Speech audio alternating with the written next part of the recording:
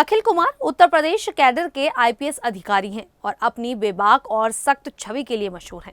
जनवरी 2024 में कानपुर के police commissioner बनने के बाद उन्होंने शहर की कानून व्यवस्था को दुरुस्त करने के लिए ऑपरेशन महाकाल शुरू किया, लेकिन 25 अगस्त को उनका ट्रांसफर केंद्र सरकार के डिजिटल इंडिया कॉरपोरेशन में एमडी और सीईओ के पद पर हो गया।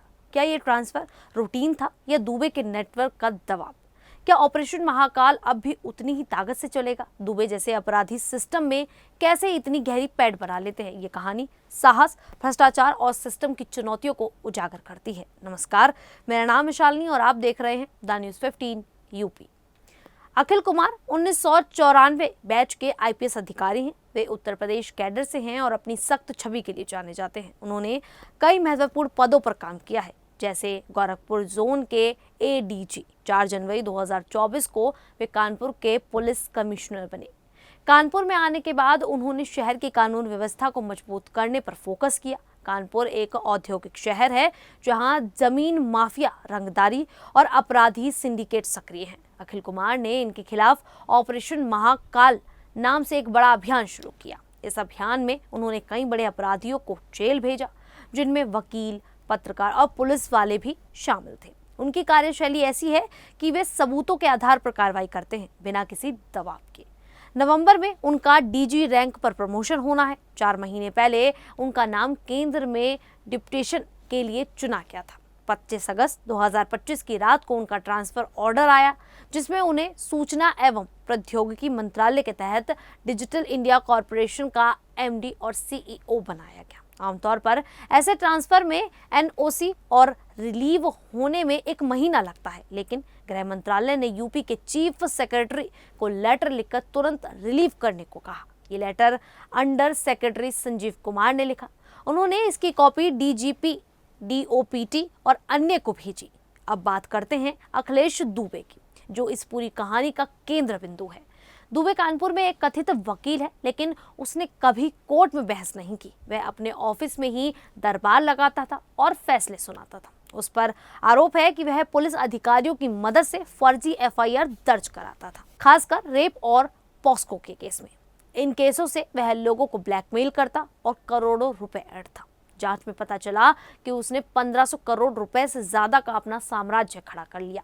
दुबे मूल रूप से कन्नौज के गुरसहायगंज का रहने वाला है। उनके पिता सेंट्रल एक्साइज में कांस्टेबल थे। 1985 में मेरठ में सुनील भाटी गैंग से झगड़े के बाद वह कानपुर भाग आया। यहाँ गिदवई नगर में किराए का कमरा लिया और साइकिल स्टैंड चलाने लगा। धीरे धीरे वह नशे के कारोबार में उतर गया। मिस्ट्री जायसवाल जैसे तस्करों के साथ जुड़ा, फिर वकील बन गया, लेकिन असली काम ब्लैकमेलिंग का था। उसने अपना नेटवर्क बढ़ाया। सबसे पहले एक न्यूज़ चैनल शुरू किया, फिर वकीलों का सिंडिकेट बनाया।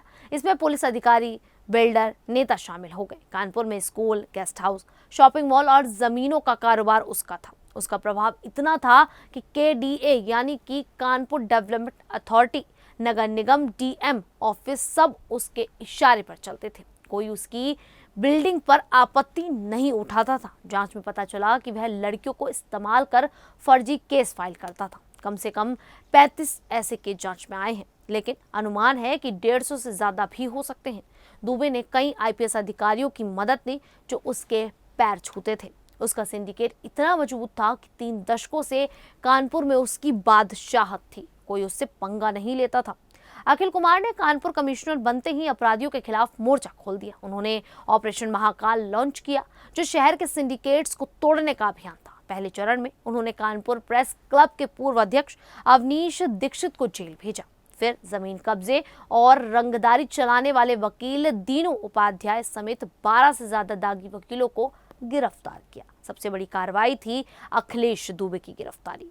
8 अगस्त 2025 को दुबे और उसके साथी लवी मिश्रा को फर्जी रेप केस में गिरफ्तार किया गया। इसके बाद 19 अगस्त को कुमार ने ऑपरेशन महाकाल 2 लॉन्च किया।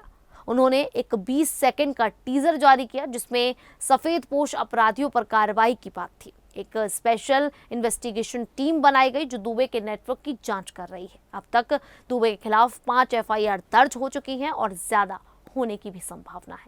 जांच में 3 डीएसपी, 1 इंस्पेक्टर और 2 केडीए कर्मचारी के नाम आए हैं। इन पर दुबे के साथ मिलीभगत का आरोप है। कई होटल व्यवसायी सामने आए जिन्होंने दुबे गैंग से परेशान होने की शिकायत की। एसआईटी ने इन अधिकारियों को नोटिस जारी किया है। ट्रांसफर की खबर 25 अगस्त को आई, जब दुबे प्रकरण गर्म था। केंद्र सरकार ने यूपी सरकार को लेटर लिखा कि अखिलेश कुमार को तुरंत रिलीव करें।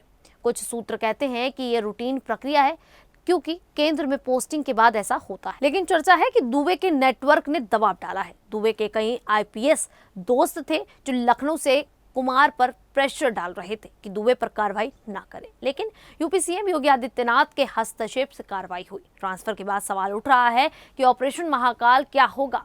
क्या दुबे के सिंडिकेट पर कार्रवाई जारी रहेगी? कुमार कहते हैं कि कार्रवाई सबूतों के आधार पर है और एसआईटी जांच जारी रखेगी, लेकिन कुछ लोग इसे दुबे की ताकत मान रहे हैं। दुबे की गिरफ्तारी के बाद 2 तस्वीरें वायरल हुई। एक में कुमार और दुबे किसी पार्टी में बात करते दिख रहे हैं, जो दुबे की बेटी की मंगनी की बताई जाती है। दूसरे में कुमार दुबे को सम्मानित कर रहे हैं।